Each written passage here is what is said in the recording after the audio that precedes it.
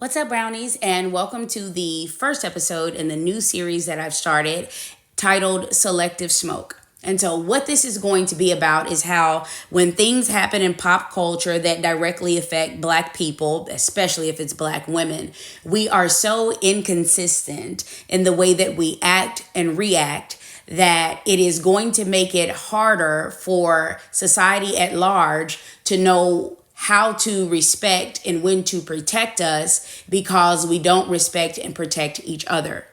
So, in order to give my first introduction to this and demonstrate how inconsistent we are, I'll be using Funky Dineva and his comments that were made on his show TGIF.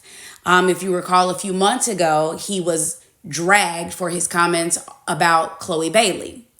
And just a couple of weeks or a week ago, he said something even worse about the actress Paula Parker. And not only did he not get any smoke, but he was almost praised for it. And then just a few days after that, he had something perfectly mild and neutral, just giving his opinion about Cardi B. And even though no protection was required for this, Black people have taken upon themselves to bash him for just literally doing his job. So in order to give you the background, I'm going to play all three clips back to back, and then I'll come back with the rest of my commentary. Let's get started. Let's start by hearing what he said about Chloe. This story, before I was indifferent about Chloe Bailey, and I know this story is about Haley, I can officially say I don't like her. Chloe Bailey is so goddamn lame to me. First of all, girl, you are Miss Preppy Ashley from the suburbs. Then you came out, you was being all promiscuous and shit. And then now you trying to be a gangster. None of it is fucking believable, girl. None of it is believable. And I'm probably gonna catch a lot of backlash for this. And without that makeup, she ain't cute. She should have never showed up on that camera with that fat ass face without no makeup. She ain't cute. You're not believable. You're so goddamn inauthentic. That's why your shit ain't selling. All right? That's number one. Okay, now let's hear what he had to say about Paula. Actress Paula Parker is receiving backlash after tweeting some insensitive remarks regarding Kathy's former lawsuit against Diddy. In one tweet, she wrote, "I'm sorry, but I don't get it. I used to be 19 and I was in the industry and I was quite capable of saying no." And she added, "I'm trying so hard to see the victim here, but do sex slaves usually get to pick their sex partners in five-star hotels?"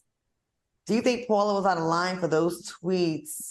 She absolutely was out of line, and you was once 19, but you was never as cute as Cassie, and I hope that you were sending those tweets from a dentist's office because the bottom of your mouth looked like a picket fence with all them gaps in between your teeth. And please, let's not forget, baby, you was sex trafficked too. The difference is that you was in a La Quinta Inn with that broke-ass, crack-smoking looking Negro allegedly called your husband on that TV show. You was smutted out by Carlos King and looking just as washed up at 40 as you was with 19 with the messed up teeth. It's how dare you even do something like this. Paula need to go to Dr. Heavenly Jai Parker. And the only thing we ever know you for is you ain't got the lie, Craig, and the rest of your life has been one big lie. This is tacky. This is insensitive. You are wrong. And if no other level than being a female, you should have kept your gap tooth, gingivitis, having mouth closed. Al? I don't think there's anything else that should be said at this point.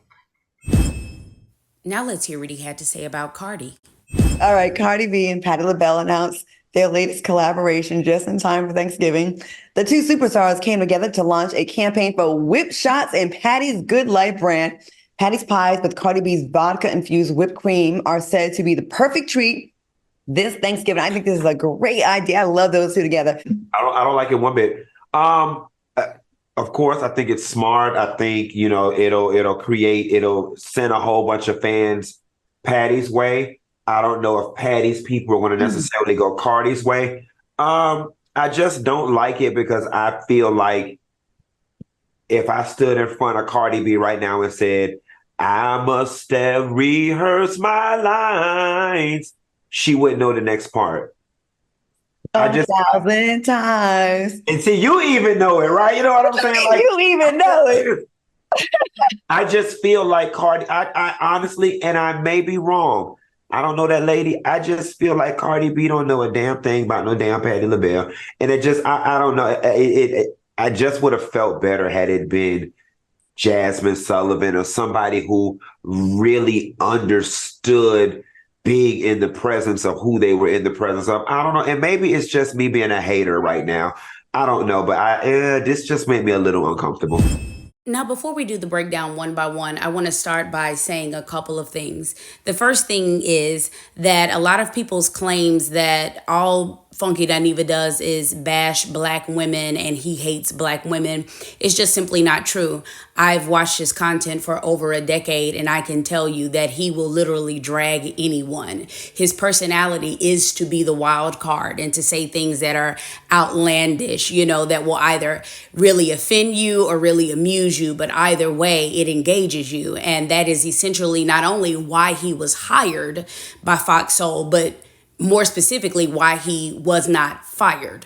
It's because that's what they hired him to do. He's literally doing his job. And about that, we need to figure out what is the line of demarcation. When are people allowed to have an opinion about black people or black women, even when it's unfavorable, and for them to be able to express that and it not be considered bashing? You know what I'm saying? It's a panel show, just like The Real and The View and The Chew and all of the others. So why are these people not allowed to just simply give their commentary and do their job? Everybody has an opinion, but they actually get paid to voice theirs. So that's another bit of food for thought. But let's talk about how unserious you all were with the critiques of what he said about Chloe Bailey, starting with the things that he said about her career. You all were all of a sudden making excuses like, well, she's very young. She's 22 or 23, however young she is. And she's still finding herself and discovering herself. He's 40 and still confused about his identity. These little LGBTQ dog whistle insults that you all tend to do every time you get mad.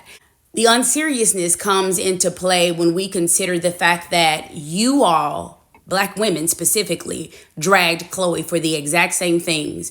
You can go on any social media platform and find videos and comments about her being cringy when she's trying to be hyper-sexualized and how uncomfortable it is to watch and how it's not believable. So this is something that you all have dragged her for. You've also dragged her for her choices in her music, particularly when she decided to do a collab with Chris Brown. Do you all not remember that? You all have made fun of Chloe Bailey for everything. And now all of a sudden, because somebody who's not a black woman said some of the same things that you all said, you're offended and you feel like she needs to be defended. Do you see the inconsistencies there and how hard it is to find the line? And lastly, let's talk about the fake outrage about him saying very simple things about her appearance. The first thing is that her face looks fat. And the second thing is she's not cute without makeup. What I've done is I have captured a still image from the exact live stream that he is referencing. Let me ask you a question. Does her face look fat? And because she's not wearing makeup here, her hair's not done, there's no filter on at this still image, is she cute without makeup? At this point, a lot of people would ask, where's the lie? And here's what I want to ask you all. Why was this so below the belt and offensive? I have a hypothesis that if Chloe perhaps looked like this skin tone instead of her own, I think that not only would you all have not been offended by his critique of her looks, I think that you would have laughed. And let me show you what I'm basing that on. One of the things that always amazes me is how even though we know that colorism is global, black people hate to admit that they, like everyone else in the world, is ingrained with anti-blackness, right? You're programmed for this, right? And so one thing that you'll notice is anything that is stereotypically and phenotypically black, you all hate these features, from hair texture to facial features to skin tone, so forth and so on. And let me give you an example and prove it to you. You all started a petition. Now, this is black women mostly. Started a petition to make the parents comb Blue Ivy's hair. This is a toddler with natural hair texture, hair that grows out of her scalp the same way that yours does. And you all were so offended by this, that this child that you know is loved and protected and richer than probably everybody listening to this video combined. And yet you all put up a big stink about her hair as if you were equating it with her being abused in some way. I'll give you another example. You had someone like Gabby Douglas, a black girl who is an Olympian, the closest thing that we have to a real live superhero on earth. And while she's winning the gold for her country, you all are dragging her because her edges weren't laid. She is achieving greatness and you all are stuck on her hair. See, when you played the Dozens as a kid, the jokes were literally about black phenotypes and black skin tones, right? When have you ever heard the joke, your mama so light skin? Yeah, see, that's not a thing. Mama so dark, mama so black, mama hair so nappy, mama's hair so short, so forth and so on. This is what you all do. You literally make blackness the punchline and the butt of the joke. And I think that that has a lot to do with why you all were so comfortable with him dragging Paula. So let's move on to the next clip and break that down. So the basis, and let me go ahead and get this out of the way. You all are going to say it was perfectly fine for him to drag Paula and get her together because she had said things about another woman and questioned her victimhood. One of the things that you all do for black men constantly is make excuses for their behavior, especially anytime they are rude or mean or they abuse you. It's always something in the larger society or something in their childhood that you use as an excuse for their bad behavior. So why is it that Paula was not granted that same grace as someone who she was talking about the fact that she had been victimized as a child? So no one thought to do any psychobabble about her and say, you know, well, hurt people, or perhaps this topic triggered her and this is a trauma response and all of the other things that we use as buzzwords nowadays. No, she said something about Cassie, so let's just drag her. What if I told you one of the biggest reasons why you were doing this is because Cassie is of a lighter hue? She's not black, which means she automatically deserves to be believed and protected. Paula, on the other hand, now the comments that you all made about her was the same thing that Dineva was saying. Let's drag her looks. Look at how her teeth looks. Look at how unsuccessful her career is. Funny how the talking points that he said about Paula were some of the exact same things that he said about Chloe. And there was no request for cancellation.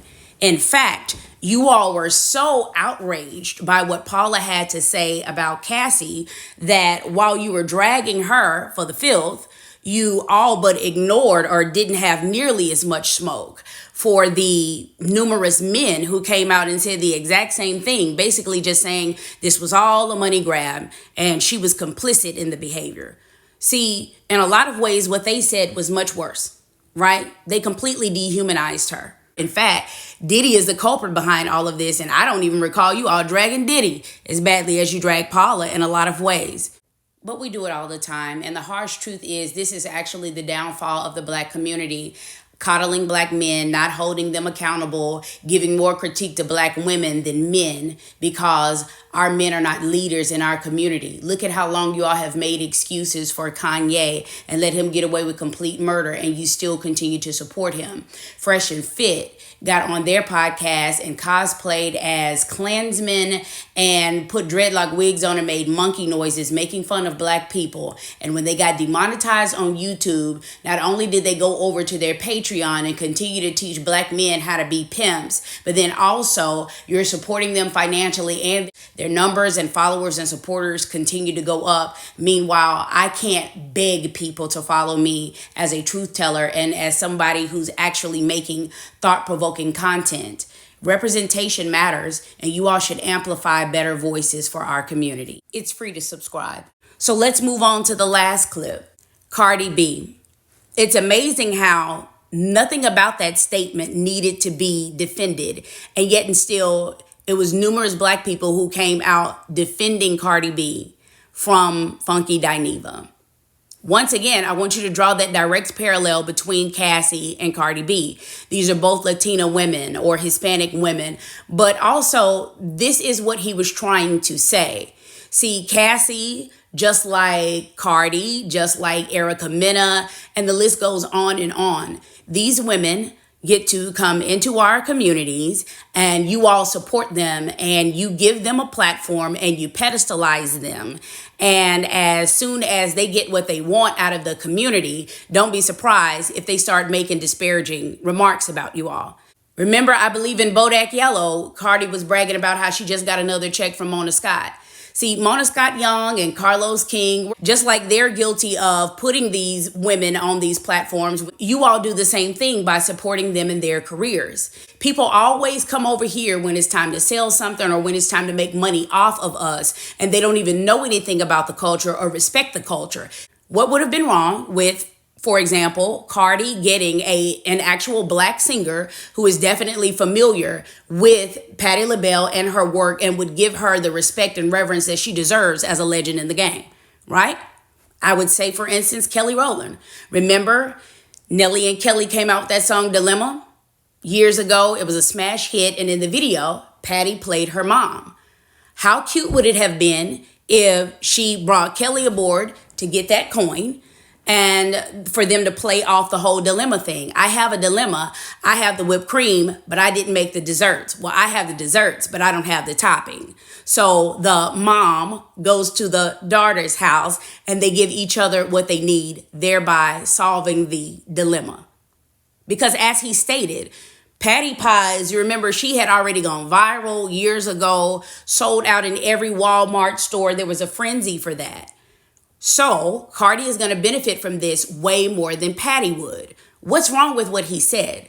Imagine if we didn't have the selective smoke like that for black women and we just decided to protect black women, period, and not make them qualify as a victim first, the way you all did Meg, the way you did Keke Palmer, and the list goes on and on. You see, Dineva was standing on culture, but he was also standing on business when he was talking about the respect and the way the money flows and so forth and so on. And this is something that you all pretend to do, but I never really see it. A lot of you pretend to be standing on business when really you're just simply standing on ceremony. It sounds like it's something good to say, but it's not something that you actually follow up with the actions. You know, it's kind of like my favorite line from The Dark Knight Rises. I had to find a way to stop them trying to kill me. You made a serious mistake. And not as serious as yours. Bane. Let's not stand on ceremony here, Mr. Wayne. You see, when you're just standing on ceremony instead of standing on business, it's real easy for you to go from protect black women to protect some black women, because you all very quickly disqualified Paula from protection because she said something that you all didn't agree with, right? And this is where we have to get on code and we have to make it clearer where we stand and what our values are and what we will and will not tolerate from each other and also from the people that are outside of the community. This is why I think that colorism and, you know, just being anti-black and the way that we're programmed with that is a lot of the reasons for the inconsistencies. But to really prove it, what I want to show you is, because I'm actually an avid watcher of the show, I have heard them several times bash Lizzo, Gabourey Sidibe, Sukihana, and a number of other black women. And what I want to say is when they are of a darker hue or when they are overweight or just not conventionally attractive, not only do you all not get outraged about the insults, but you laugh. You join in the comments. And this is the type of inconsistency that I'm talking about. So I just wanted to point those things out to you all and encourage you to get on code and stay tuned. Hey, go ahead and subscribe and hit the all notifications bell so that you'll be aware when I drop my next episode in this series.